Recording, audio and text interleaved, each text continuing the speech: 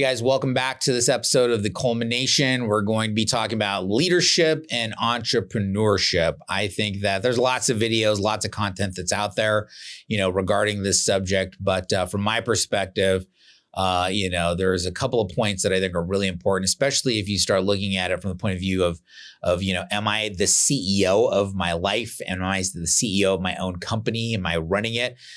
These are some of the thoughts that I think will help you bridge that gap from ideas to implementation. I'm excited to share them with you. So stay tuned on this episode of Culmination.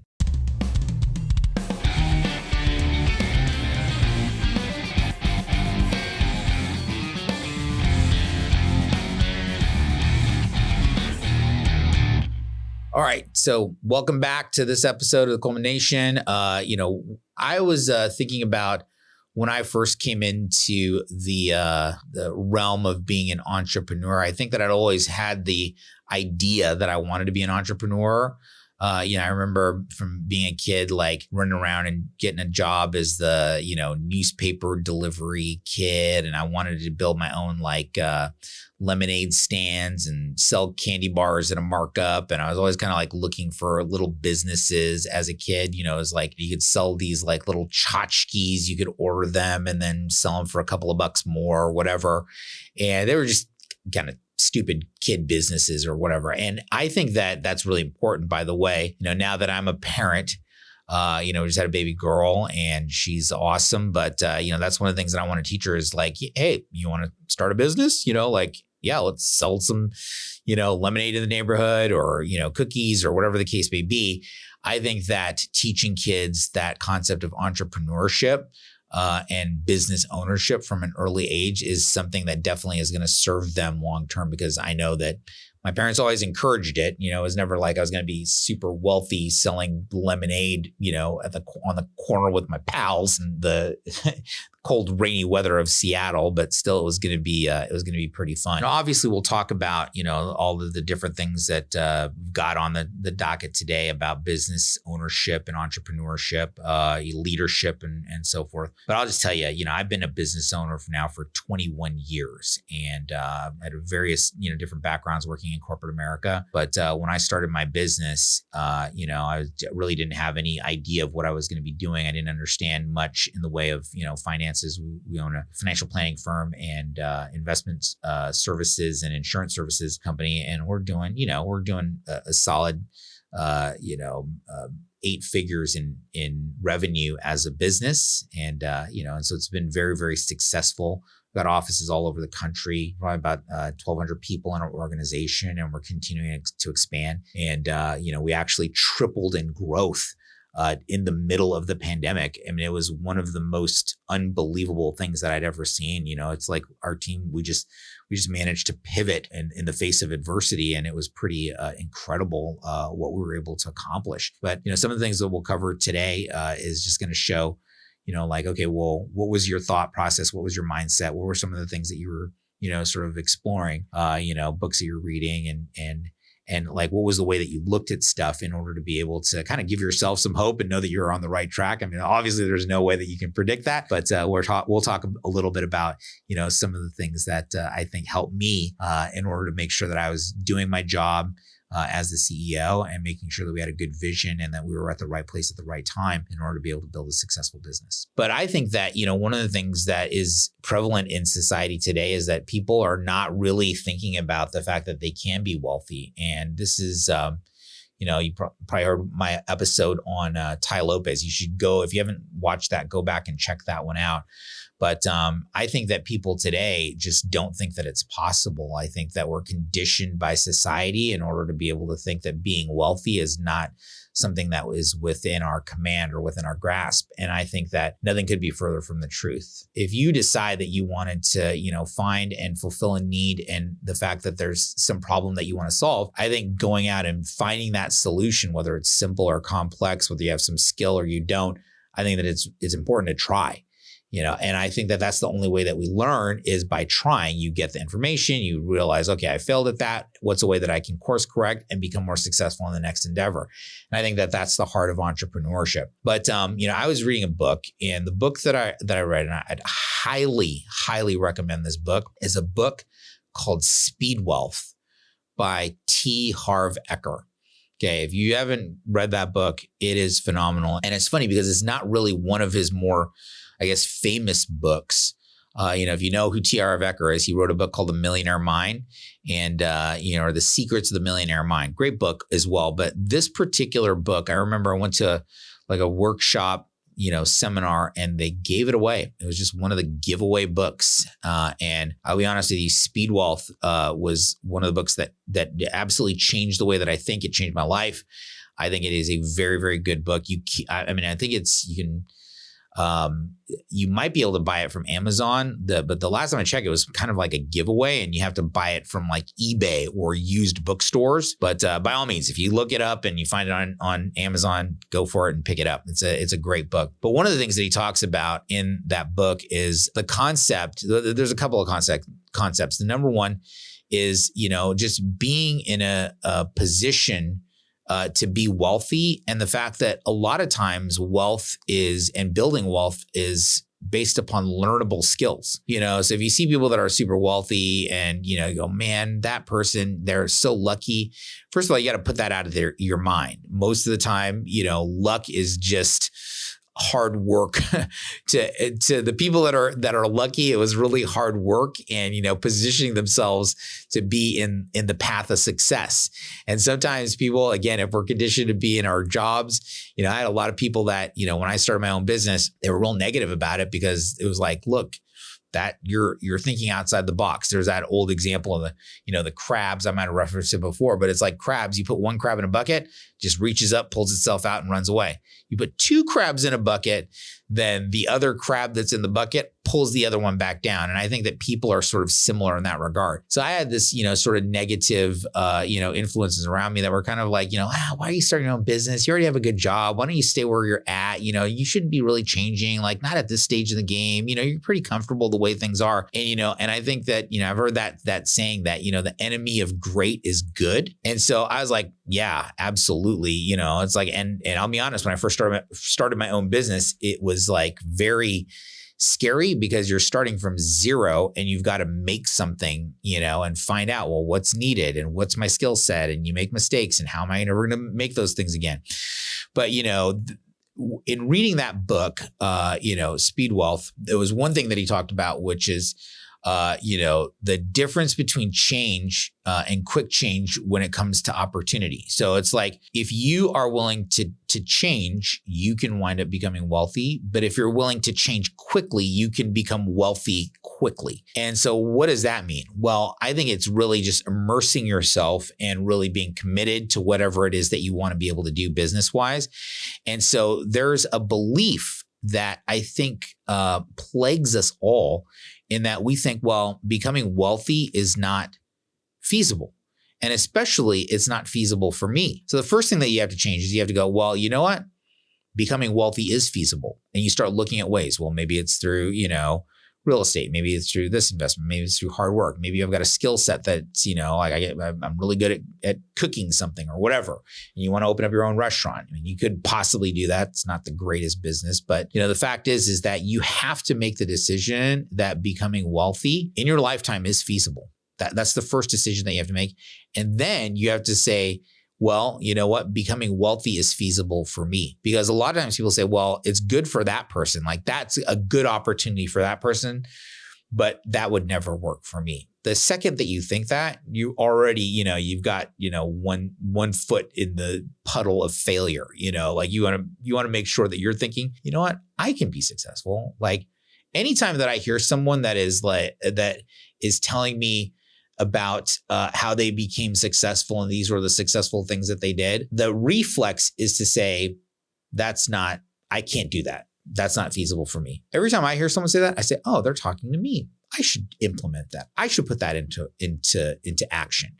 So I think that that's the mindset that we have to change, is that becoming wealthy and becoming wealthy quickly is feasible for me. So one of the things to think about, as a business owner, is you want to understand what I call the life cycle of a business. And, a lot of these notes, again, I pulled out of this book, Speed Wealth, and it's just, again, I can't sing its praises enough. But one of the things that, that I realized is that a product has a cycle. And what is that cycle? What does that mean? It means that in the beginning, everything starts off as an unknown. Okay. And when something is unknown, it's criticized, it's ridiculed. You think about computers 50 years ago, people would be like, are you kidding me? Like, all the way up until the personal computer was invented, the concept of having a computer was laughable, much less the devices that we have, smartphones and stuff like that. No one's ever going to take that. No one's ever going to buy that. The form factor is too weird. There's no buttons on it. We need to keep with what people know. And so when something is relatively unknown, that is the first stage of, business, is that it starts off as unknown. Then after a while, you're working hard, and it's kind of on this curve. It's called a hockey stick curve. So all the while you're kind of watching your business grow, and then all of a sudden it just kind of takes off. So what's the next phase? So it goes from relatively unknown to, to the beginning stages of growth. Right? So beginning stages of growth. And what's that called? Well, it's social acceptance, right? You start having something be socially acceptable. So you look at a concept like Starbucks, they went from being totally unknown to where it became socially acceptable. Like, oh yeah, it's like, yeah, you want to go get a Starbucks? It changes the language. It went from going, let's go get a coffee, to getting a Starbucks. So socially, it became, acceptable to, start to support that thing. Same thing with computers, same thing with iPhones, all that type of stuff. Then you have something that happens, which is called popular and explosive growth. And so then you have that explosive growth, and you start to go into this, again, like this curve where it just explodes out of nowhere, and you get a lot of maturation as the growth curve starts to decline. And then you get saturation, and then you get plateau. Right? Plateau or decline. And I think that if you realize that about business, it'll give you an opportunity to ask the question, okay, well, where am I in the life cycle of this business? Am I at relatively unknown? Am I at social acceptance? Am I, going through the popular and explosive growth? Or have we hit a plateau?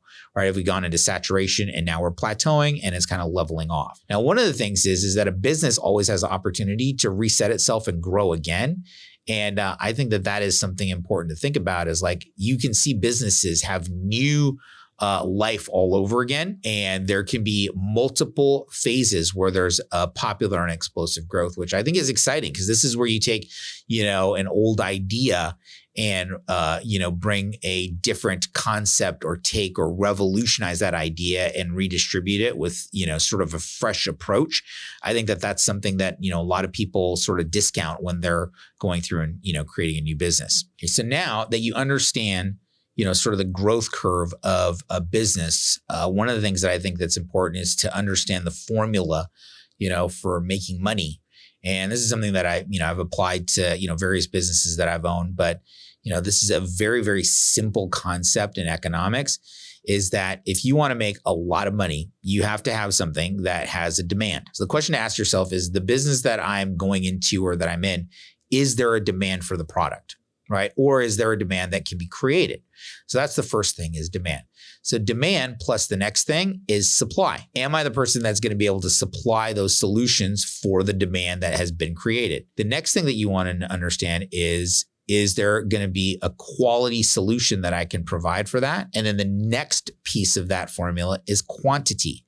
Can I supply that quantity, and sometimes you got to go quantity first, which is like, look, let's just get it out there and we'll fix it along the way. That's my approach to the podcast is like, I go, I'm not good at podcasts, but I'm just going to do it, and we're going to put out quantity, and I will become better at it over time. But you add those four things together: supply, demand, and then you have the supply, you have the quality, and then the quantity behind it.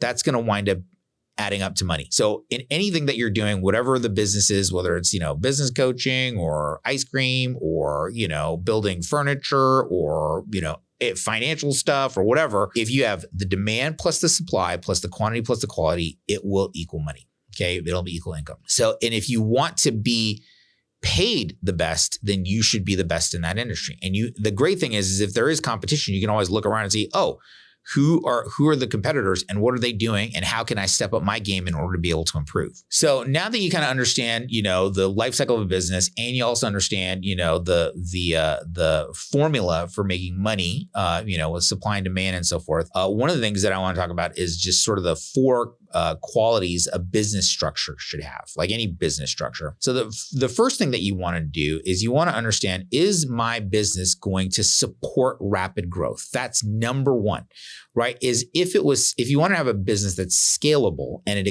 you had a sudden explosion or demand for your product, is the model that you have going to be able to scale up quickly? Now, I was talking to a friend of mine recently and he was telling me about this, this young guy that had started a business. It was basically in some sort of real estate deal. And it was a really kind of clever take on, purchasing and reselling properties. But the problem was it started to get so busy that they just started cutting corners and eventually it wound up, falling flat on its face. And I was like, wow. So as soon as it started getting big, their scalability faltered, And so that's the first thing, is that you want to be able to have something that's going to support rapid growth. And you have to sort of think about that. And you don't want to be in a position where you're putting up too much money and then, now you're out a bunch of money and the growth wasn't there. So there's a delicate balance. And I think that mentorship is something that's going to be, part and parcel of being able to be successful. But that's the first thing, is that does it support rapid growth? Number two, is it organized? Is it something that, the more organization that you have, the better structure and implementation you're going to have, and the better delivery that you're going to have. So do you have good organization? The next thing is it profitable? I think about the businesses, like we had a business, which was an ice cream store in Southern California. And as much as I love that ice cream store, and I thought that what we had was great, we had funnel cake ice cream sandwiches, we had, custom flavors. It was just the coolest business.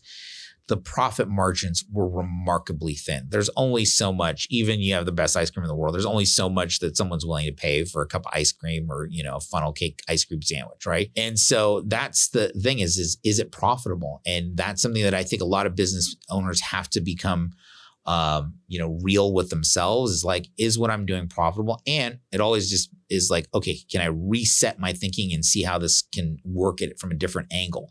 So that's another thing. And the last thing for a successful business, sort of the four qualities of a good business structure is, will this business work whether I'm there or not? When I worked in advertising, the thing that I admired most about, my boss owning the advertising agency that we worked at is that when he would leave, he would make more money. And so I think that that's a real telltale sign of a great business, is if you go away, does the business continue to make money and grow whether you're there or not? And so that should be something that you should be thinking about in terms of your business, right? So as a CEO, and we're going to kind of end on this here, what is your job as the leader of that business, right? Well, your job as a CEO of any of your company, whatever it is, your life, your family, however you look at it, whatever you're in charge of, your sole job is to hold the purpose of the company, like find out what is the purpose of my company, and you hold that goal or purpose in front of your people constantly, and you work out ways to be able to create efficiencies to deliver. And then you just continue to grow and look for ways to be profitable and continue moving that forward. And I think that that's really what your job is to hold that goal in front of everyone and then look for ways to be able to deliver faster and more efficiently. And that's what your job is as a CEO all the way around. So I think, just to kind of sum it up, you got to look at the business life cycle. You got to look at and evaluate where that business is as a whole. In fact, your industry, you could look at it, or where you are as a business owner. Are you in a position where you're relatively unknown? Are you going through explosive growth, or have you plateaued? And then you look at, okay, well, is this structure, is it sound? Is it able to work without me? Do we have a good organization? Are we efficient? Are we delivering products, in volume to the people that, want it? And as a CEO, am I delivering a vision that's consistent to my people? Am I inspiring them? And am I removing barriers to growth? That's the biggest thing, is am I looking for opportunities in order to bring our product to market at a much faster and more efficient way? And am I removing the barriers that are holding us back from growing? And I think that if you can kind of get your head wrapped around those concepts, I think that you're really going to be able to understand, what it takes to become a great CEO, a great leader within your own business, your organization. Even if you're starting out small, I think it gives you some good foundation of where to go and how to look and how to explore, looking at competition, exploring ways that you can actually, wind up exploding your business and really becoming profitable. And more than anything else, I just want to be able to give you some hope. I think that there's millions of entrepreneurs that are out there at various stages of this. And if you're just starting out, just know that we've all been there. We've all had to go through these various life cycles. Nobody is, given, the magic wand and said, hey, now all of a sudden you're magic super business owners. Yeah, there's some people that had some better ideas than others, and brought it to market faster maybe than others. But, I just want to be able to give you a little bit of inspiration and some hope. So, you tell me, what are some of the things that you got out of this, particular episode? What's your thoughts as a business owner? Do you think that there's other tips? I mean, there's millions probably of tips that you could wind up giving to, new business owners that are out there. But if you're a business owner and you feel like, wow, there's some stuff that was really good for me to be successful, leave it in the comments, help others out. If you are a budding business owner and you're trying to find your way, ask some questions in the comments to be able to figure out, oh, well, there's some people that are engaging in this, what are some questions that I can ask, as a new business owner to kind of get myself going and, moving in the right direction. Hopefully this has been something that's been helpful and inspiring, give you a little hope as a business owner. So if you've enjoyed this content, always remember to give us a like and follow us for more content. Make sure that you subscribe and, turn on notifications so that the next time we upload some stuff that you're the first one to know. But thanks for tuning in. We appreciate you. Looking forward to hearing some of the comments and seeing what you guys are going on, about. And, there's some stuff that I can learn as well. But we appreciate you jumping in and being part of this episode of the Coleman Nation. We'll see you on the next one. Take care.